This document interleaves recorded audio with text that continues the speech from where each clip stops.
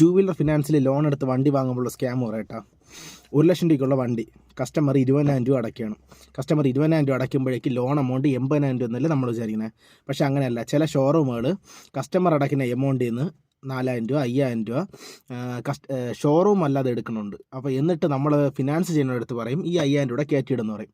അപ്പോൾ loan amount 80,000 രൂപയിൽ നിന്ന് 5,000 രൂപ കൂടി 85,000 രൂപ ലോൺ എമൗണ്ട് ആവും. കസ്റ്റമർ 20,000 രൂപ അടച്ചിട്ടുണ്ട് 1,00,000 രൂപയുള്ള വണ്ടിയിൽ. അപ്പോൾ 85,000 രൂപ ലോൺ എമൗണ്ട് ആവും. പ്ലസ് ഇത് കഴിഞ്ഞിട്ട് പിന്നെ ഷോറൂം അല്ലാതെ പിന്നെ ബാങ്കിൽ നിന്ന് പിന്നെ ഒരു 1,000 2,000 രൂപ പ്രോസസ് ഫീസ് എന്ന് പറഞ്ഞ് എടുക്കുന്ന ഒരു സംഭവമുണ്ട്. അപ്പോൾ അതുകൂടെ ആകുമ്പോൾ 7,000 രൂപ. അപ്പോൾ 87,000 രൂപ വണ്ടിയുടെ നമ്മളെ ലോൺ എമൗണ്ട് ആവും. അത് കഴിഞ്ഞിട്ട് കസ്റ്റമർ അപ്പം അടയ്ക്കുമ്പോൾ കസ്റ്റമർ വിചാരിക്കും 20,000 അടച്ചിട്ട് ബാക്കി 80,000 രൂപയ്ക്ക് ലോൺ എമൗണ്ട് അല്ലേ എന്ന് വിചാരിക്കും. ഇപ്പോൾ ഇതാണ് ഈ ഷോറൂമിൽ ഇപ്പോൾ ഇങ്ങനെ ചെയ്യുമ്പോഴേക്കും ഇത് പലർക്കും അറിഞ്ഞുകൂടാ. ഇതിപ്പോൾ ഷോറൂമിൽ പല ഷോറൂമുകളിലും നടക്കേണ്ട സംഭവമാണ്.